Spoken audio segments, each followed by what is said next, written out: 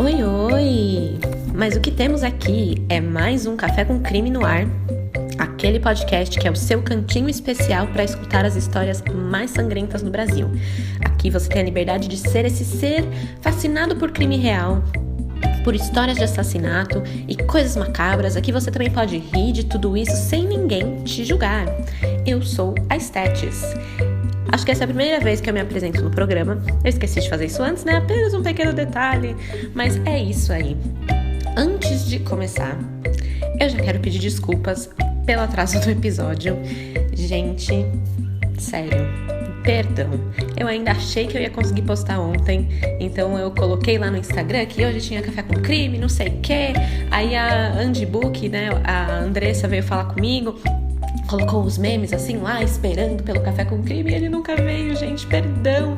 Desculpa, Andressa, desculpa a todo mundo que ficou esperando. Mas o motivo foi até que bom. Essa semana, gente, foi o meu aniversário e parabéns pra você. Hey!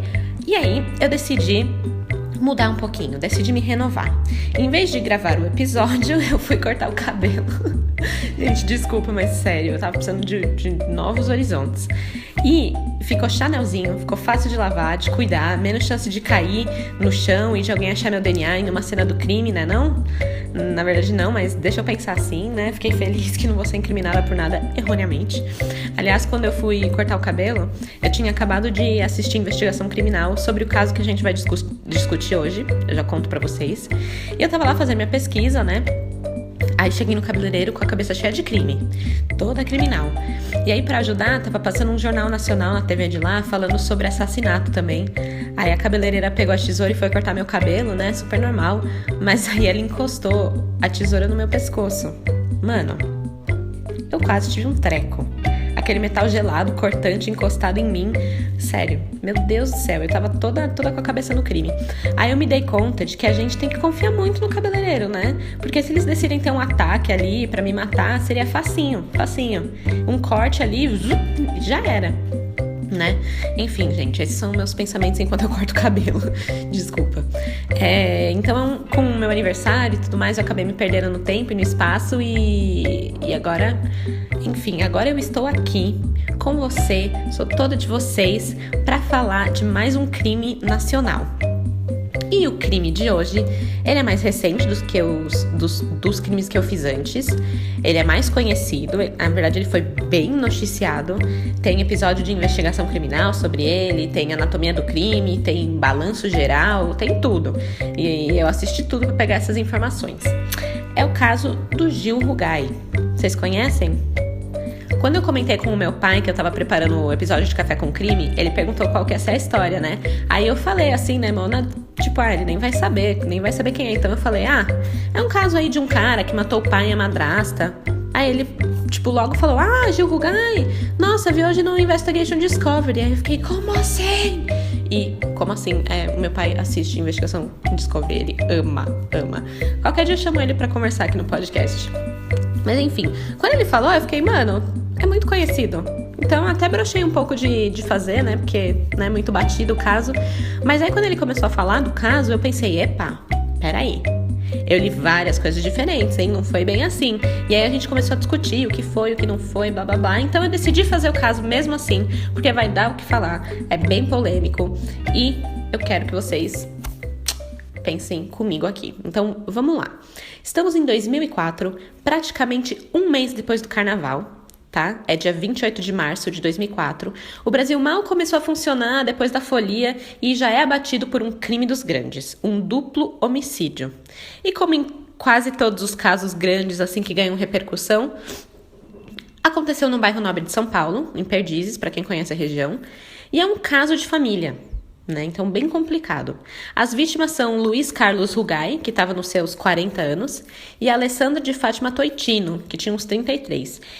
Eles eram um casal, já estavam juntos há 10 anos, e além de serem um casal, eles também eram sócios em uma produtora de comerciais publicitários chamada Referência Filmes. Ao que tudo indica, eles tinham um bom relacionamento, gostavam de sair juntos, ir para festas e tal, e também trabalhavam juntos numa boa. Enquanto o Luiz Carlos ele era encarregado da produção e tal, a Alessandra cuidava mais da parte administrativa, junto com o filho de Luiz Carlos, que era o Gil, que tinha 20 anos na época. O Gil ele ficava na parte financeira da produtora, né? Apesar dele ser publicitário, ele ficava no financeiro. Ele gerenciava a contabilidade da Referência Filmes e também morava na casa do pai da padrasta. Padrasta.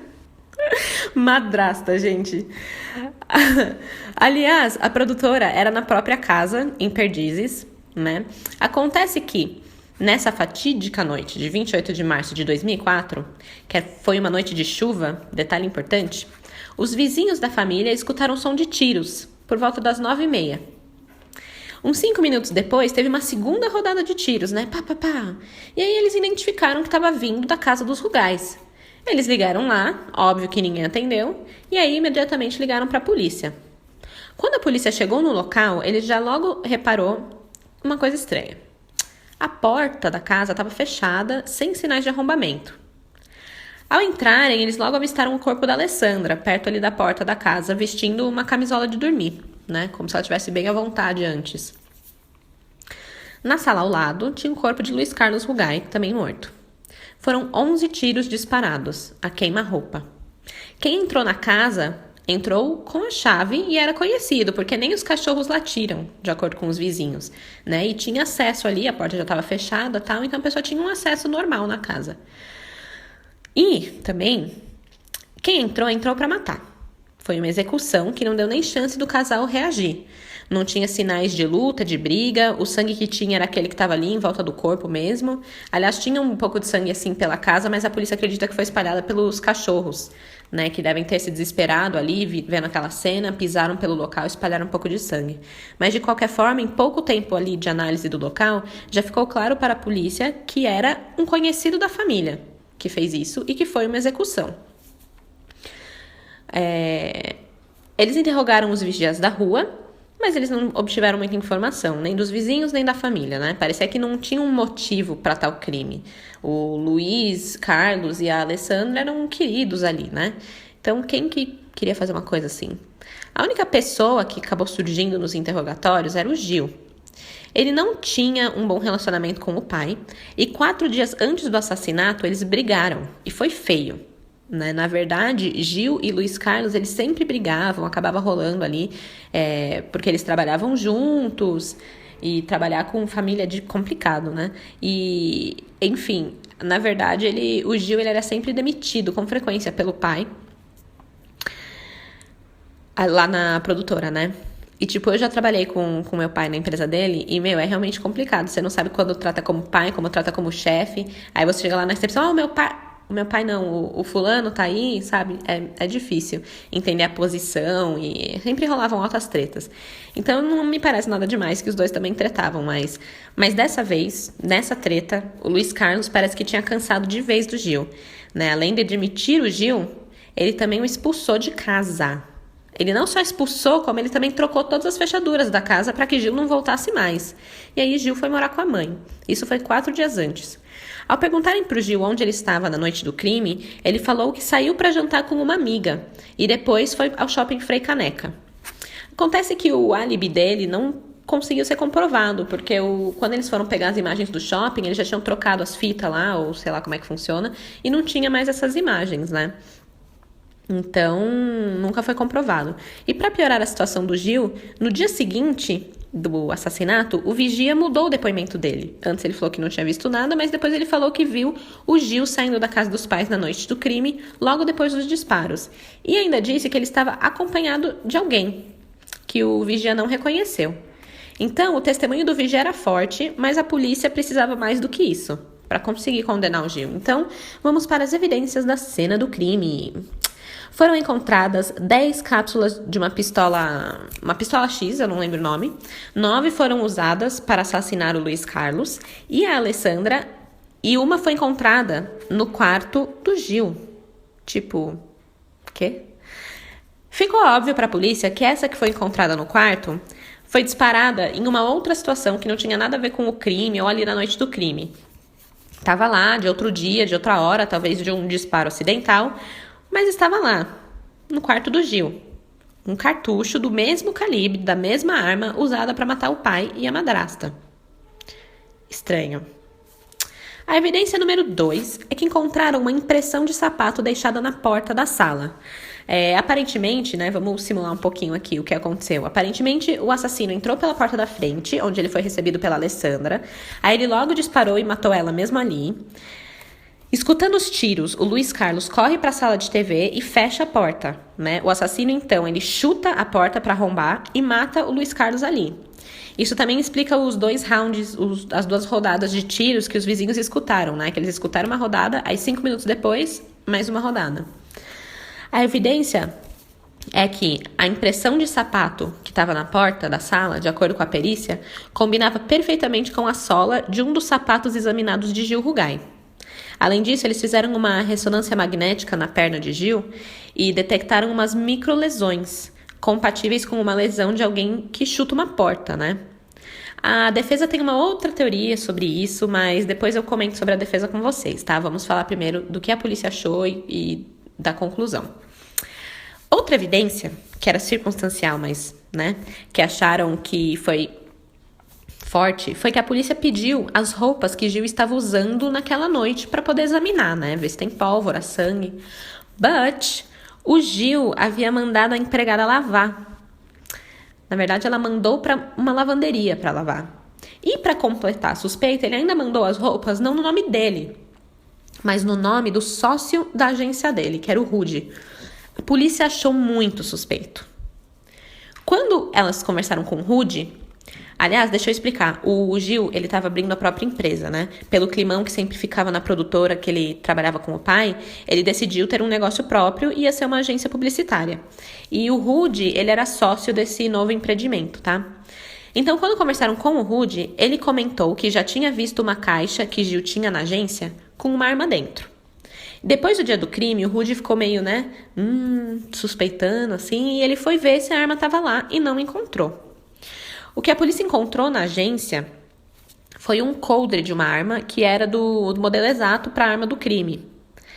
E aí foram questionar, né, o coldre, tipo, pô, Gil, você tem um coldre aqui, né, que estranho. E aí o Gil falou que era um artigo de decoração e ele usava como porta-lápis na agência. E tipo, eu tenho certeza que a polícia riu tanto dessa desculpinha esfarrapada, sabe? É tipo, por que você não vai sair comigo hoje? Porque eu vou levar minha avó no karatê. Putz, porque não sei, esqueci desculpinhas. Não sou boa pra isso, entendeu? Nunca ia conseguir inventar um álibi. Mas enfim. Eu sei que a polícia achou bizarro, mas, por mais bizarro que seja, eu não duvido muito. Tipo, eu trabalho numa produtora de vídeos e lá a gente tem um cutelo de decoração. Tipo, sério, um cutelo é uma facona, assim, enorme lá, tipo, pá. Não é uma arma de um crime, entendeu? É só uma decoração. Às vezes você usa numa filmagem, num set, alguma coisa assim, e acaba ficando lá. Mas enfim, vamos lá. Foi isso que a polícia tinha contra o Gil em termos de evidência, tá? Agora, eles tinham outra coisa também que era muito, muito, muito, muito importante e sempre é para uma investigação, né? O motivo. O Gil tretava ferozmente com o pai, e isso não era novidade para ninguém. O relacionamento deles era cheio de altos e baixos, e quando o Gil decidiu abrir a própria agência, ele não tinha capital. Então, diz a lenda que ele usava dinheiro da Referência Filmes, né, do negócio do pai, para conseguir construir o próprio negócio. Como ele cuidava do financeiro, ele conseguiu desviar dinheiro para o seu benefício, sem ninguém saber. Só que acontece que alguém percebeu, e foi a madrasta. Uma semana antes do assassinato, e dias antes daquela briga enorme que resultou na demissão do Gil, a Alessandra pediu o retorno de alguns cheques no banco para verificar. E a assinatura era falsificada. Então, Gil teria falsificado a assinatura do pai para pegar dinheiro para a nova agência, né? Imagino que, putaça da vida e com muita razão, ela foi lá, contou para o Luiz Carlos e aí rolou aquela briga toda. Então, será que isso seria o gatilho para o Gil matar os dois? Tá precisando de dinheiro, foi desfalcar dinheiro, foi descoberto, aí ficou sem o dinheiro, foi expulso de casa, foi demitido, né? Parece ótimos motivos. Enfim, essa história da briga homérica que Luiz teve com o Gil, quem contou para a polícia foi o instrutor de voo do Luiz Carlos. né? Ele fazia lá a linha de voo e o piloto era o Alberto. E de acordo com o Alberto, ele estava num voo com o Luiz e percebeu que ele não estava bem, que ele não conseguia nem se concentrar para voar. Então o Alberto até tomou conta do voo e perguntou, né? E aí, Luiz, o que tá rolando, tal? E aí o Luiz desabafou com ele. Falou que Gil era complicado, que tinha brigado feio com ele, que Gil tinha falado que ia fuder ele, contou que ele praticava desfalques lá na empresa, assinava cheque no nome dele, e que chegou num ponto que ele teve que expulsar o próprio filho de casa e mandar ele embora, né? Mandar morar com a mãe, demitir, etc. Então ele contou tudo isso pro piloto.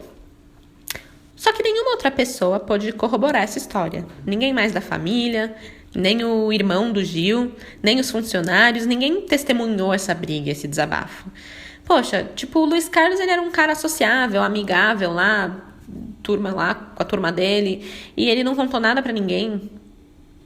Só pra um instrutor de voo que ele nem era tão próximo, era tipo a terceira instrução de voo. É estranho, né? E o irmão do Gil, o Léo, ele testemunhou no julgamento sobre a personalidade do Gil, né? E ele disse que ele era um cara muito tranquilo e que ele não falava palavrão. Aliás, ele era um ex-seminarista, pra quem não sabia. E ele era muito reservado. Então, quando o piloto falou que o Luiz Carlos disse que Gil usou a expressão "vou fuder você", o Léo achou isso muito estranho, né? O irmão falou que ele não falava palavrão. Ele estava sempre vestido de social, todo requintado. Mas nessa questão, o irmão é um dos únicos que defende Gil dessa maneira. O resto fala que Gil era um ser estranho. Para começar, a empregada da casa disse que Gil tinha um baú no quarto, que às vezes ele dormia dentro. Gente, medo. E para piorar, segundo ela, ele até queria comprar um caixão para dormir dentro, mas o pai não deixou. Além disso, a polícia achou alguns objetos bem estranhos no quarto do Gil. Tinha um frasco escrito poção, que quando foi testado revelou ser raticida. Mano, quem guarda raticida no quarto? E também tinha seringas com sangue, né? De acordo com a defesa, Gil fez um curso de enfermagem e tirava o próprio sangue para treinar. Mas, mano, é estranho. Por que você tá guardando isso, sabe? Além do mais, de acordo com o balanço geral, Gil tinha alugado 21 vezes numa locadora um filme onde o filho mata a mãe e o padrasto. Cara, beleza, né? Todos nós adoramos assistir filmes de assassinatos, crimes, etc. Mas, cara, 21 vezes?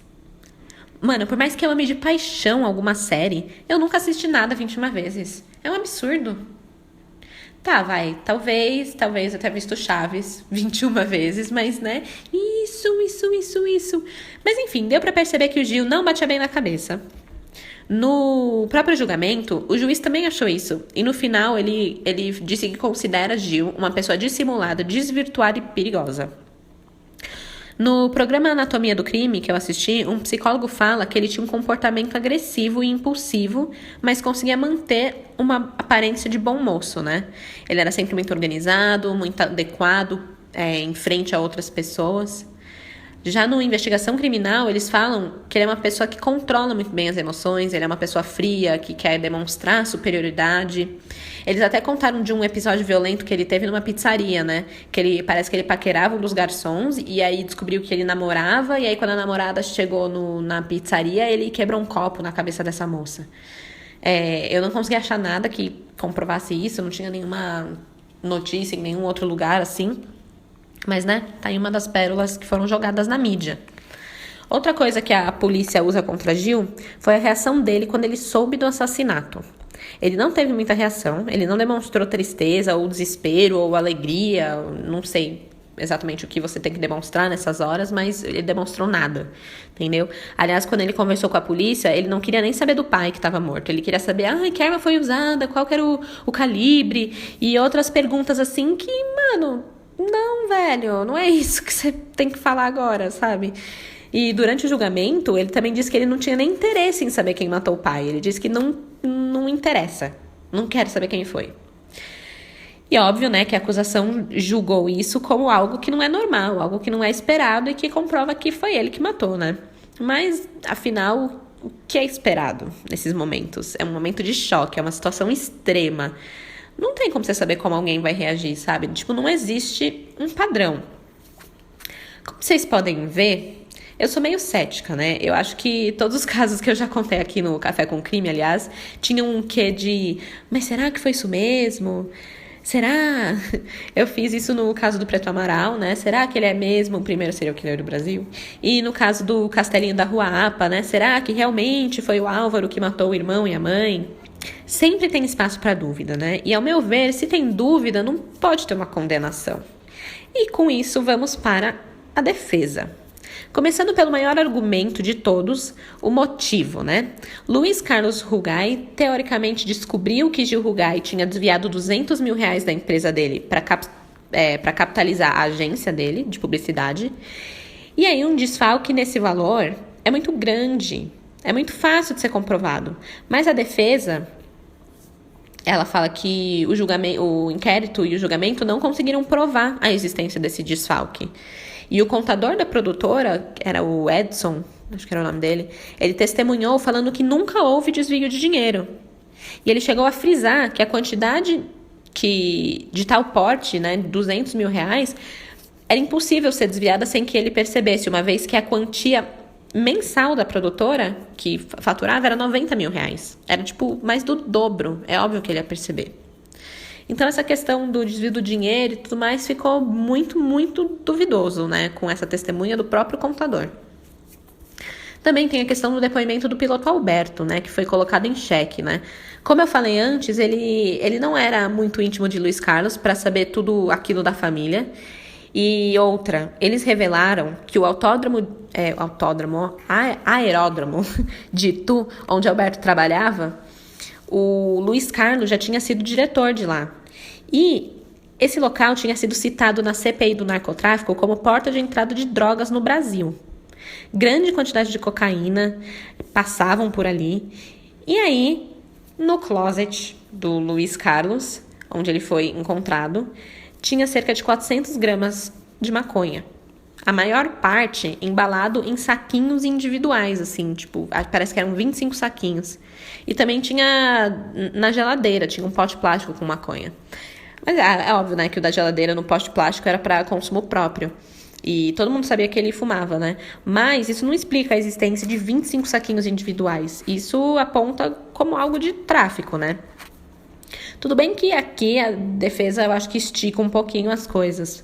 Porque de maconha para cocaína é outro papo, né? Tá parecendo aquela conversa de mãe, né? De que maconha é a porta das outras drogas. É o grande portal do mal. Enfim, também não tem provas para sustentar esse argumento da defesa sobre o tráfico. Mas é um fato interessante que a acusação ignora e não investiga, né? Agora, algo que eu achei interessante é que, teoricamente, a única fonte de renda do Luiz Carlos era a produtora. Mas o patrimônio dele era totalmente incompatível com o faturamento da empresa, né? Que oficialmente era R$90 mil bruto.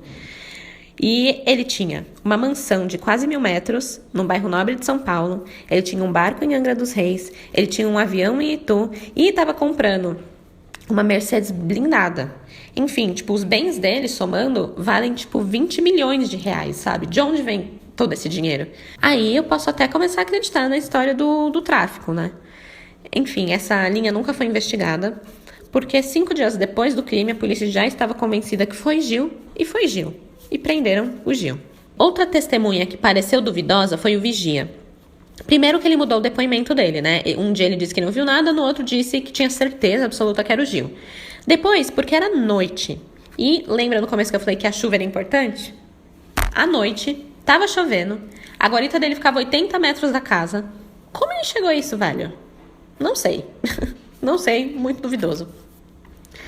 Sobre a evidência incontestável da impressão do pé do Gil na porta, a defesa alega que ela é inválida porque a impressão do pé direito que estava na porta foi comparada com um solado de um sapato do pé esquerdo de Gil. Então eles falam que... Como assim eles falam que é 100% de combinação? Nem era o mesmo pé, nem era o mesmo lado. Como que isso é confiável, sabe? E tem mais. O laudo do legista Daniel Munhoz, que ele é titular da cadeira de medicina da USP, legal, né? Medicina legal da USP, ele concluiu que não havia lesão no pé e o chute da porta não era necessariamente de Gil Rugai. Ele falou que o laudo dele não tem porta. Ele nunca falou de uma porta. Aquela lesão lá podia ser de qualquer coisa e interpretaram que era uma lesão de porta, mas ele falou que nunca fez essa associação. Então, esse link feito aí era, tipo, coisa da acusação mesmo. E tem outra. Eles alegam que a pessoa que entrou na casa entrou com a chave. E eu acho que foi numa investigação criminal até que eles frisam que foi com a chave, entrou com a chave. Mas, mano, o Gil não tinha chave. O pai dele tinha acabado de expulsar ele de casa e tinha trocado todas as fechaduras da casa. Então, como que ele entrou se ele não tinha chave? Entendeu? Gente, é complicado. Outra coisa, eu tava esquecendo. A arma do crime. Ela foi encontrada mais de 1 ano depois do assassinato por uma pessoa que fazia a limpeza de um prédio comercial, né? Ele tava no fosso pluvial. Eu não sei o que é isso. Eu não sei o que é um fosso pluvial. Eu procurei, gente. Mas enfim, é uma coisa lá do prédio. E o prédio era a antiga sede da agência do Gil, na época do assassinato. E a arma que eles encontraram lá no fosso bateu certinho com a arma do crime. E era um local que o Gil tinha acesso, correto? Então era a prova final. Acharam a arma do crime no local onde o cara frequentava. Mas assim, de acordo com a defesa, não é bem assim. O local que a arma foi encontrado lá no fosso do prédio foi colocado ali por alguém que tinha acesso à garagem do escritório. E o Gil, ele não dirigia. Ele sempre andava de táxi, então ele não tinha acesso à garagem. Cara, tá complicado, né? Assim, eu não sou ninguém pra julgar se foi o cara, se não foi o cara, mas bateu aquela dúvida, né? Bateu bem uma dúvida, na real. E mesmo assim, com tudo isso, o Gil Rugai foi condenado em 2013, 9 anos depois do crime. Ele foi condenado a 33 anos e 9 meses de prisão. Foram 5 dias de julgamento, e o mais estranho é que mesmo depois de ser condenado, ele saiu pela porta da frente do tribunal. Ele não foi algemado e não foi preso. E isso gerou um burburinho, né? Todo mundo ficou indignado. Mas, até os recursos da defesa se esgotarem, ele poderia recorrer em liberdade. A não ser que ele ameaçasse alguma testemunha, tentasse fugir, ou, sei lá, fosse violento, enfim.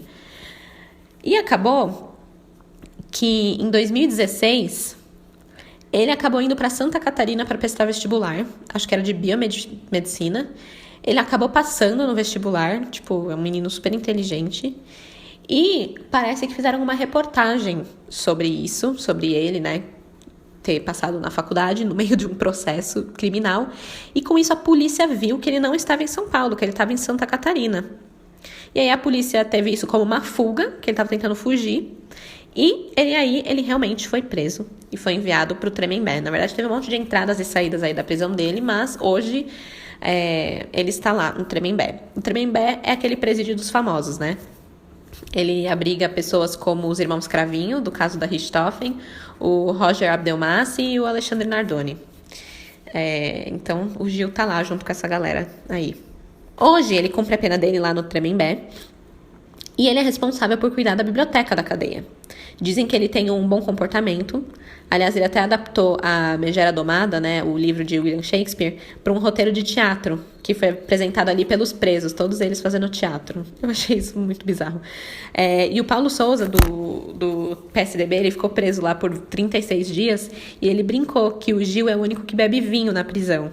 Aí ele fala, sabe por quê? Porque ele é a coroinha da missa. E eu achei isso engraçado porque faz sentido. Afinal, ele era um ex-seminarista, então ele é o coroinha. E ele ter adaptado esse roteiro para teatro, tipo, ele trabalhava com filme. Então ele tá usando todas as habilidades dele lá dentro da prisão. Até hoje, o Gil, ele alega a inocência. E sabe quem acredita nele? É uma pessoa que eu admiro. É a Ilana Casoy. Vocês conhecem, né? Ela é a sobrinha do Boris Casoy, ela é escritora e ela é criminologista. Ela é muito uma inspiração, gente, uma mulherão. E ela acredita no Gil, pois ela diz que, de acordo com ele tem sim um álibi, mas que foi ignorado pela polícia. E, de acordo com ela, Gil estava no telefone em seu escritório na hora do assassinato. Então, gente, é assim. Eu acho que esse caso ainda vai ter muito o que falar na justiça. A defesa ainda tá recorrendo, ainda tem provas para mostrar. Mas do jeito que a justiça do Brasil é, né? Meio lenta. Talvez é mais fácil cumprir a pena do que conseguir um desfecho. Mas enfim, eu não sei se ele é culpado, eu não sei se ele não é culpado, eu só sei que é um caso muito interessante, cheio de controvérsias. Mas e vocês? Vocês têm uma opinião formada sobre o caso? Eu adoraria ouvir cada um de vocês. Me manda um inbox lá pelo Instagram, é o Café com Crime. Eu respondo e a gente conversa e discute o quanto vocês quiserem sobre as teorias de vocês, tá bom? Eu também logo mais posto as fotos relacionadas ao crime para vocês visualizarem melhor. Então é bom vocês seguirem lá e ficarem por dentro de tudo. E é isso aí, galera. Esse foi o caso de Gil Rugai. A moral da história é: não tenha filhos para eles não te matarem no futuro. E outra coisa, cuidado com cabeleireiros com alto risco de surtar e cortar os pescocinhos. Enfim, eu ainda tô me acostumando com o meu corte de cabelo, tá? Não do pescoço, isso não tenho. Mas é isso aí, gente. Esse foi o Café com Crime. É nóis. Tchau, tchau.